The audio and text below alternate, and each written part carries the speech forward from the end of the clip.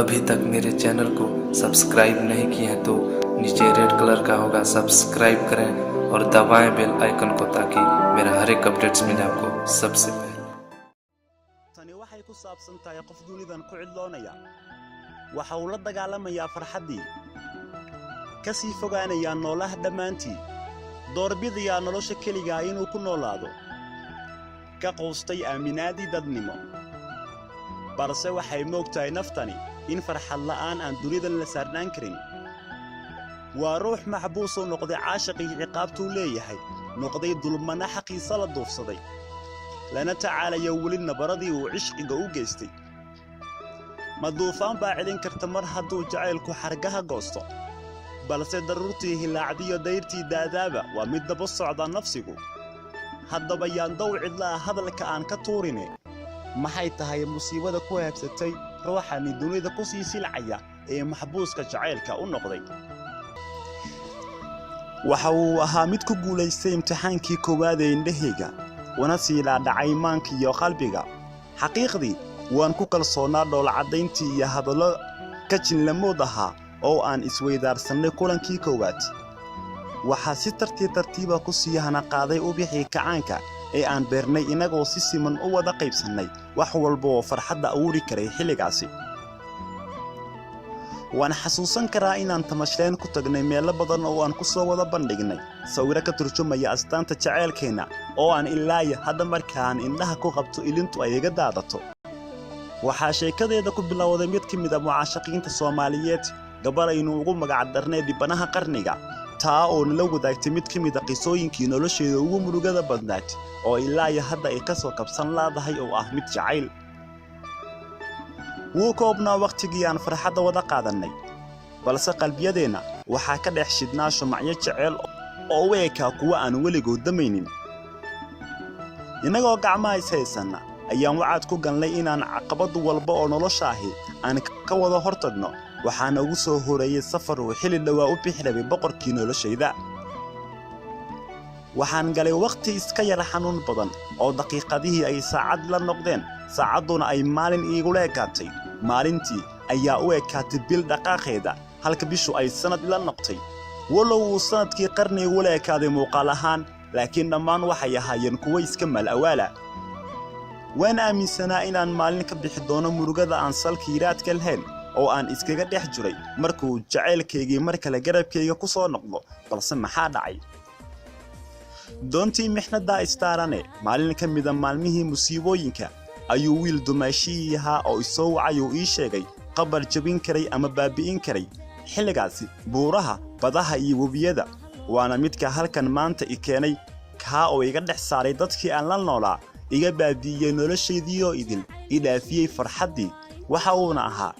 jacaylkaagii wuxuu guursanayaa gabar ka mid ah qoyskiisa alla xanuun badanaa noloshu muusan ii quurin xitaa kadib inaan la hadlo si aan bal xitaa wax uga dhaadhiciyo waana midaasi mid igu kaliftay maanta inaan idin soo booqdo adinka si aad iigu gudbisaan qabarkan ama sheekadan waad salaaman tahay waxaan kuu soo dirayaa fariin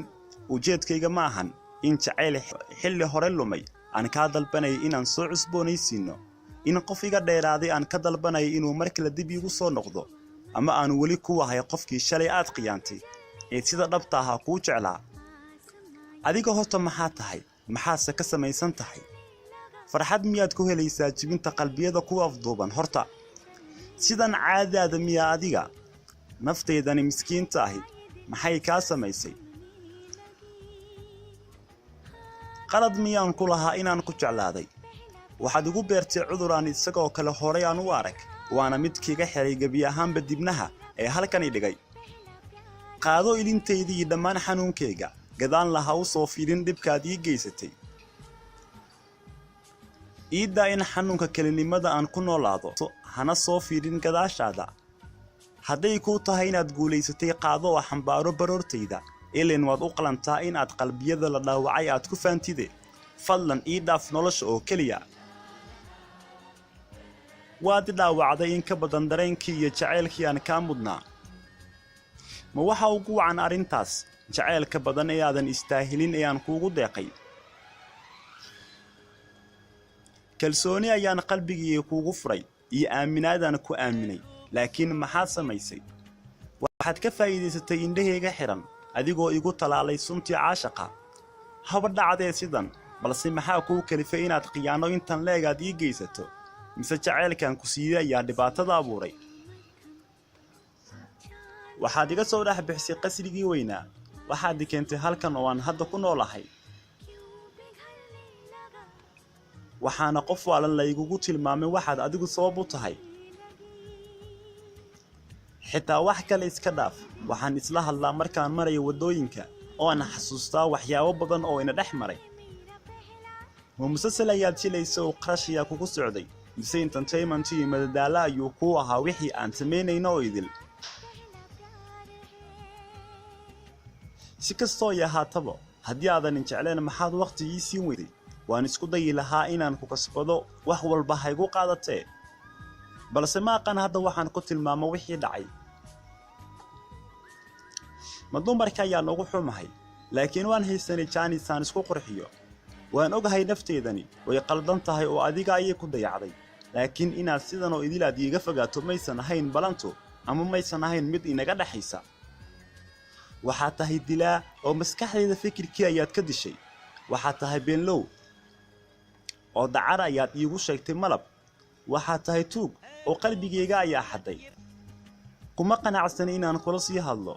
oo maxay ii taree xitaa haddii aan jeclaystay inaan dunidan ku wada xiriirno mar haddaan jaceylkaygii kaa waayay kumaan soo dirin fariintan hadday ahaan lahayd inaan kaa codsanayo soo celinta waxaad adigu burburisay xilli hore haddii aan ku dhaho waan ku necbahay runtii been ayaan kuu sheegay laakiin ma doonayo inaan kula kulmo maxaa yeelay uma adkaysan kara aragtidaada oo aan ku xasuusanayo wax badan